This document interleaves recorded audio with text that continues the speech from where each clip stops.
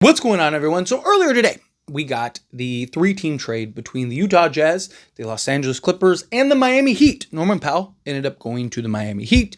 The Los Angeles Clippers got John Collins, somebody that has been linked to the Lakers for some time now. And then the Utah Jazz got a second-round pick along with Kyle Anderson as well as Kevin Love. So, look, honestly, being honest, John Collins is an excellent pickup for the Los Angeles Clippers.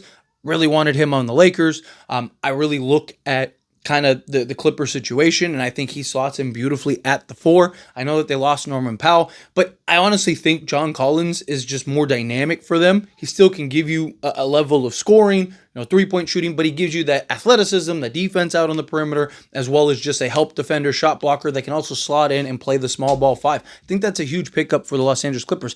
Maybe even more so than the Lakers, because questions like if they were to get John Collins, does he start? Right? I've talked about how, you bring in John Collins to the Lakers, maybe you do something where on offense, John Collins is at the 4, LeBron's at the 3, right? But on defense, John Collins kind of defending more out at the perimeter on the strong side, where LeBron is kind of slotted in, anchoring down on the weak side, playing the 4. But again, it's like, is that really, the best slot for John Collins? Like, how would the Lakers make it work? Because at this stage of LeBron's career, he's best at the 4. But I still wanted him because the Lakers just need athleticism. He's an excellent rebounder, excellent three-point shooter, right? If John Collins gets a role and is able to play the role, he can play it beautifully. And I think that this is a really good pickup for the Los Angeles Clippers. However, the thing that's frustrating is that the Clippers essentially they got John Collins, I guess you could argue, for Norman Powell. But what got sent out in order to ship out John Collins for the Utah Jazz, the Utah Jazz's return, was Kevin Love, Kyle Anderson, and a second-round pick. But the Utah Jazz wanted a first. It was reported that they wanted a first from the Lakers. So, and people say Lakers tax isn't real. See, people like to use kind of the outliers to but they got Luka on the fleets. They gave up Anthony Davis, who's a top 10 player in the NBA, plus a young 3-and-D wing in Max Christie, plus a first-round pick. They didn't, it's not like the Lakers traded Luka Doncic for, Max Christie and Austin Reeves. No, they gave up, something of value. Yes, in the sense that the Lakers win that trade based on just what they could have gotten maybe on the open market, sure. But that's not what the Dallas Mavericks were looking for in a package. People like to just make stuff up. Dallas said why they did the trade, right? The reason they didn't put him on the open market is because they wouldn't have gotten a guy like Anthony Davis. They wanted Anthony Davis. And look, Anthony Davis would have yielded an insane return. So Lakers, if they wanted to, and let's say he was on the open market and they didn't want Dallas, they could have traded Anthony Davis somewhere, got the assets to package to then go and trade for Luka Doncic, right? Again, we see time and time again, reported Laker price, what ends up that player goes for. And again, look, Rob Pelinka, he's got to figure it out. It's that simple. It's frustrating. It sucks. It doesn't make his job any easier. It's tough to see it, but at the end of the day, he's got to navigate it. And look, there's teams out there that will make the trade, right? But this is, again, falls into the patience. I know it's frustrating watching all these teams get better and whatnot, but again, you got to wait. So, what are the Lakers supposed to do? They're supposed to overpay. So, for example, the John Collins situation. Is Rob Pelinka supposed to give up a first-round pick, Rui Hachimura, and whatever else for John Collins? Right? Again, Rob Pelinka has to stay patient because the Lakers' price is not everyone else's price. And we see it time and time again. Yes, there are those outlier moments for the Lakers where they land this guy or that guy and, it's a fleece and everyone's like, Laker tax doesn't exist. But for every one trade, there are hundreds that we see regularly that end up going down and happening that the Lakers they wouldn't have been able to get that, right? And people got to keep in mind, it takes 2 teams to tangle. Right? We all wish that Rob Pelinka could just pick up the phone and go, hey, I'm trading this, and this for this. All right, and hang up, and then there we go. It doesn't work that way, right? And teams don't want to help the Lakers unless your name is Nico, right? Teams aren't trying. No team wants to be the team that ends up helping the Lakers win a championship because now they have to listen to the media and everyone else talk about how, teams don't want to do that. Right? Like, it's why usually it's like a handful of teams, like you see over and over again. It's like this pool of teams that end up making trades. Right? And, like Danny Ainge, like I always see, like, oh, Danny Ainge won't trade with the Lakers. He will trade with the Lakers. He just wants to feel like he won the trade.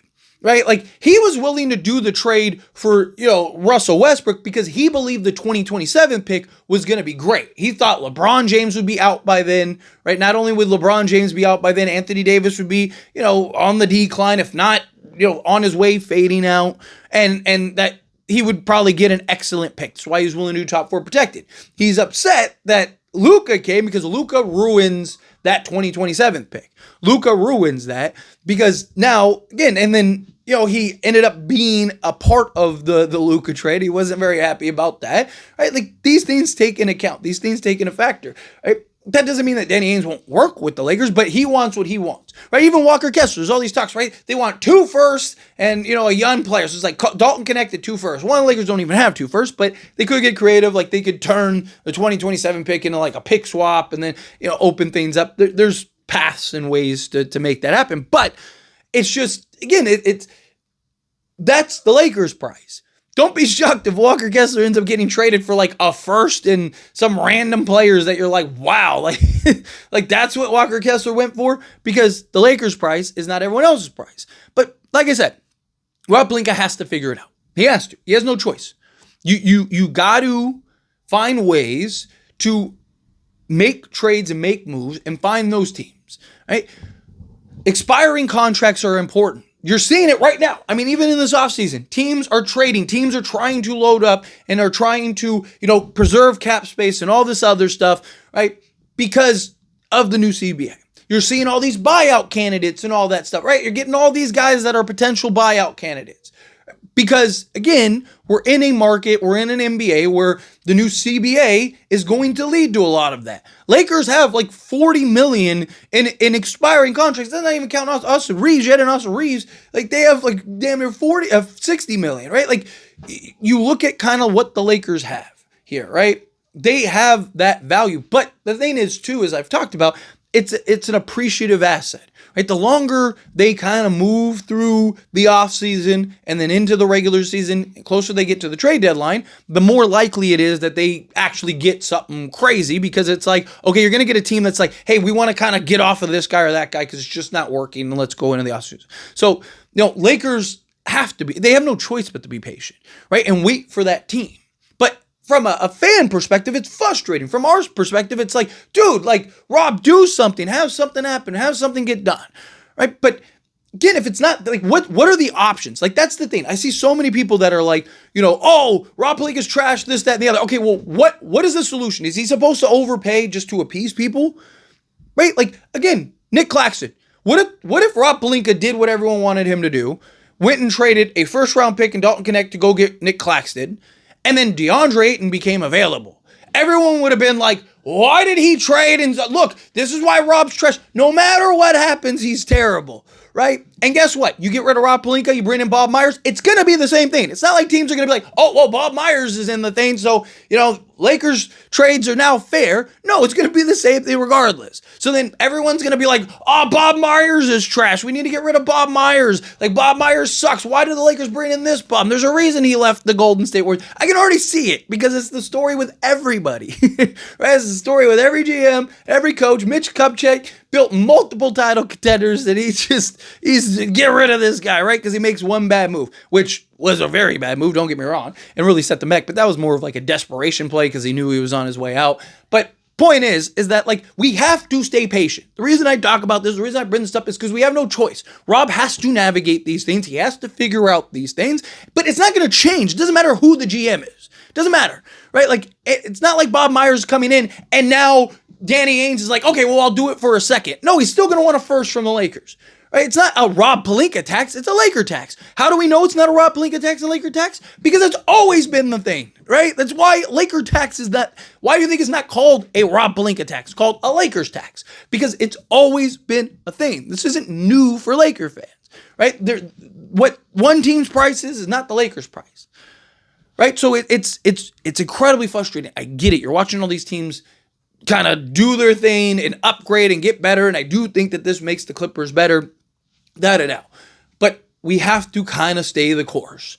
But it's just, it's frustrating to watch, players go for prices that the Lakers never had a shot at getting, right? Like they did it. Like, you're not getting John Collins for a second in expiring contracts like the Clippers just did, right? Like it's not going to happen, right? So that's the frustrating part of it, is that the Lakers are going to have to figure all that out.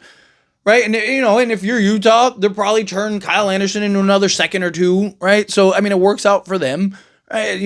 Kevin Love, they probably just buy out, or, maybe he sticks around as like a vet guy for like their young guys. More likely than not, probably gets bought out and goes somewhere. Personally, I wouldn't sign him on the Lakers. I just think he's far removed. If he wants to play like the Jared Dudley role, then sure. But I just think Lakers have so many needs in so limited roster spots that they're going to have to kind of figure that out. But anyway, as always, this is a discussion. Pass question on you. Let me know your thoughts and opinions down in the comments below. That being said, if you haven't liked this video, hit that like button. Helps me a lot. So we enjoy these types of videos, and I truly appreciate it. Not subscribe channel, hit that subscribe button. Turn on the bell notifications. Appreciate y'all. See you in the next one. Thank you.